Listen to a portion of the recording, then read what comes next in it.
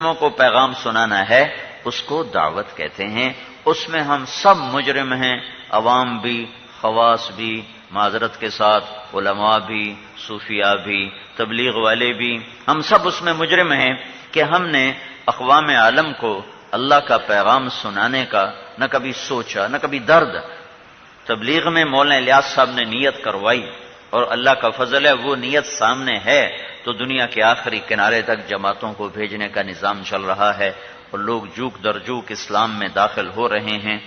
دنیا کا شمال میں آخری کنارہ ناروے میں ہے، جنوب میں آخری کنارہ کیپ ٹاؤن سے 70 کلومیٹر ہے۔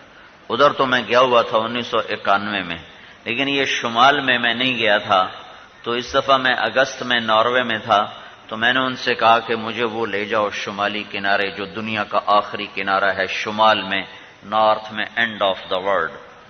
تو انہوں نے کہا ادھر تو کچھ بھی نہیں ہوتا، پہاڑ ہے اور سخت سردی ہے اور 2 گھنٹے ہوائی جہاز کا سفر ہے، 5 گھنٹے آگے موٹر کا سفر ہے، وہاں کیا کرو گے؟ میں نے کہا وہاں جا کے اذان دوں گا، نماز پڑھوں گا، چھوٹا سا بیان کروں گا اور اللہ کے نبی کی بات زندہ کروں گا کہ ایک دن آئے گا میرا بول دنیا کے آخری کنارے تک پہنچے گا، بس اور کچھ بھائی یہ کام کرنا اور کچھ نہیں کرنا۔ آبادی تو وہاں ہے نہیں۔ تو وہ بیچارے وہ کہنے لگے ہم تو ناروے میں رہتے ہیں، ہم کبھی نہیں گئے، آپ جا کے کیا کرو گے؟ میں نے کہا یہ کروں گا، تمہیں ساتھ لے جاؤں گا۔ تو وہاں سے ہماری جماعت چل پڑی ادھر۔ تو آلٹا ایک شہر آتا ہے آخری، شمال کا آخری شہر آلٹا، 5-6 ہزار کی اس کی آبادی ہے۔ جب وہاں پہنچا تو اس دعوت کی عظمت دل میں آئی کہ وہاں 70 مسلمان رہتے ہیں صومالیہ کے، اور وہاں سے روزہ جماعت بھی نکل رہی ہے اور گشت بھی ہو رہا ہے اوپر شمال میں۔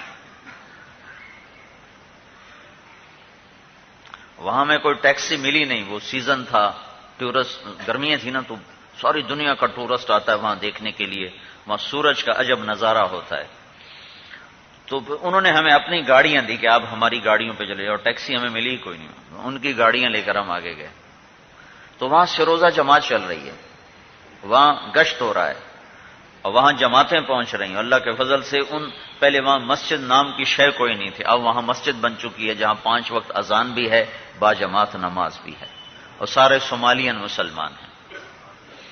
وہاں اس علاقے میں 2 مہینے سورج ڈوبتا نہیں اور 2 مہینے نکلتا نہیں، 2 مہینے سر پہ کھڑ رہتا ہے۔ جون جولائی ایسے آتا ہے مشرق سے اور یوں آتے یہ مغرب تک یہاں جاتا ہے اور پھر نیچے نہیں جاتا، یہاں سے یوں واپس شمال کی طرف ہوتا ہوا اور یوں آگے جا کر پھر مشرق میں چلا جاتا ہے، یہ چکر لگا رہتا ہے، ایسے چکر لگاتا رہتا ہے۔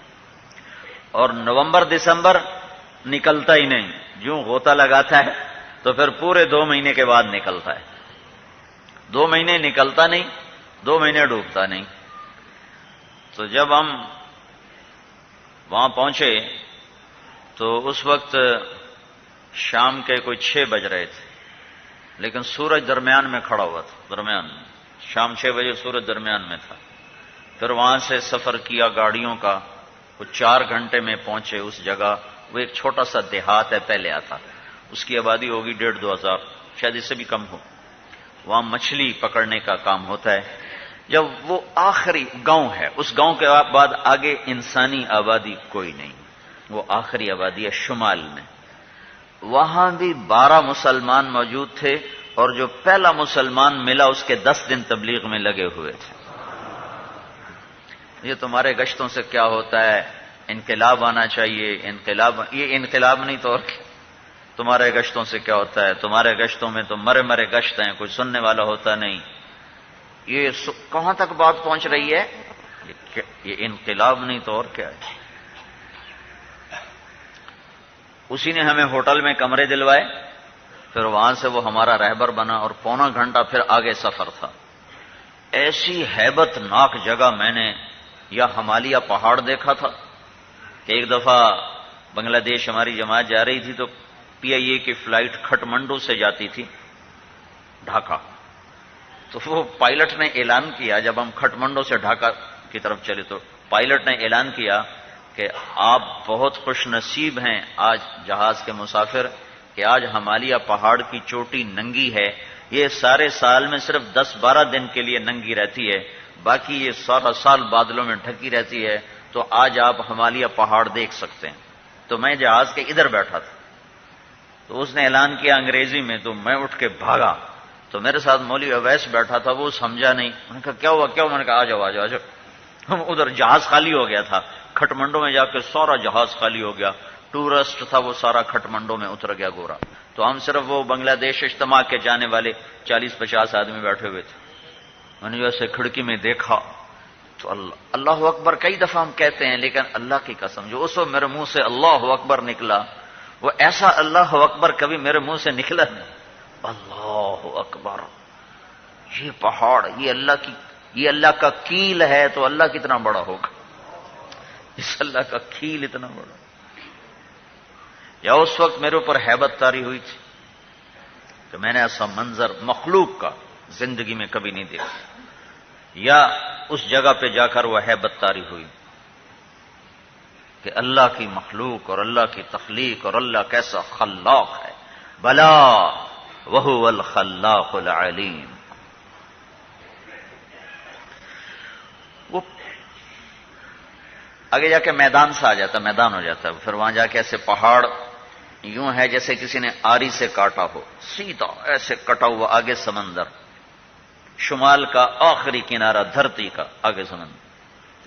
تو وہاں اگست میں ٹیمپریچر مائنس چل رہا تھا، اور سورج 1 اگست سے سورج ڈوبنا شروع کر دیتا ہے، اور آدھا گھنٹہ، پونا گھنٹہ، گھنٹہ، 2 گھنٹے، 3 گھنٹے، 4 گھنٹے ایسے بڑھتے بڑھتے بڑھتے بڑھتے نومبر میں بالکل غروب ہو جاتا۔ تو اس وقت سورج غروب ہو چکا تھا اور بالکل چاندنا تھا، اور رات کے 12 بج رہے تھے، اور اس نے آدھے گھنٹے میں نکل آنا، آدھے گھنٹے میں باہر نکل آنا تھا۔ تو اس آدھے گھنٹے میں ہم نے مغرب بھی پڑھنی تھی، عشاء بھی پڑھنی تھی، فجر بھی پڑھنی تھی۔ تو میں گاڑی سے نکلا اور سرد ہوا، تو یہی چادر میرے پاس تھی، میں نے منہ لپیٹا اور دوڑ لگائی، وہ سیدھا سمندر، وہ پہاڑ کے کنارے پہنچا، وہاں انہوں نے گلوب بنایا ہوا ہے، and of the world Globe بنایا ہوا ہے۔ تو وہاں ٹورسٹ اوپر چڑھے ہوئے تھے، تو میں وہاں سے کراس کر کے آگے سمندر کے سامنے ریلنگ لگائی، تو اس پر ٹیک لگا کے پیچھے کر کے میں نے جتنے میرے پھیپھڑوں میں طاقت تھی میں نے اذان دی۔ میں کہا یا اللہ، تیرے نبی نے کہا تھا دنیا کے آخری کنارے تک میری بات پہنچے گی، آج پہنچ گئی ہے۔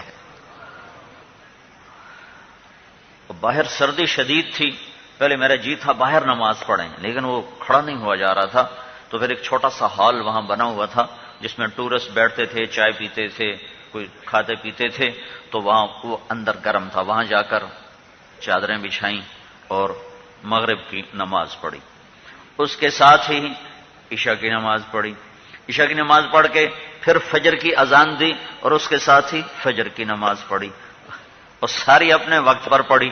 مغرب عشاء تو اکٹھی ہو جاتی ہے، لیکن فجر تو اکٹھی نہیں ہوتی، پر یہ زندگی کا علم بھی تھا، تجربہ بھی تھا، مشاہدہ بھی تھا، عجب سفر ہوا ہے زندگی کا، یہ ساری زندگی سفر میں گزری، پر ایسا سفر زندگی میں پہلی دفعہ ہی کیا کہ اس جگہ کی ہیبت، اس جگہ کی ایک پر اسراریت، اور پھر وہاں مغرب عشاء فجر تینوں نمازیں ٹھک ٹھک ٹھک ٹھک ٹھک ساری اکٹھی پڑی، اور سورج بہت تیزی سے، ڈر لگ رہا تھا کہ شاید ہمارے سلام پھیرنے سے پہلے پہلے کہیں سورج باہر نہ آ جائے۔ فجر پڑی، پھر چھوٹا سا بیان کیا، سارے تبلیغ کے سارے کام کیے، چھوٹا سا بیان کیا، من گلو بھائی اللہ نے تبلیغ کو، مولانا الیاس صاحب نے بھی کہا تھا کہ آخری کنارے کی نیت کرو، قاری بدر الدین رحمت اللہ علیہ وہ بیان کر رہے تھے، سامنے 10-15 میواتی بیٹھے تھے، تو مولانا الیاس صاحب نے فرمایا بدر الدین کنہیں سنا رہے ہو؟ کہا جی ان کو، کہا اور تیرا بھلا ہو جائے، آخری کنارے کی نیت کر، آخری کنارے کی نیت کر۔ تو اس بندے نے نیت کروائی تھی کہ نیت کرو کہ آخری کنارے تک بات پہنچانی ہے، تو اللہ نے مجھے شمال آخری کنارے تک پہنچایا، وہاں نماز سے 3 نمازیں پڑھیں، 2 اذانیں دیں اور بیان کیا۔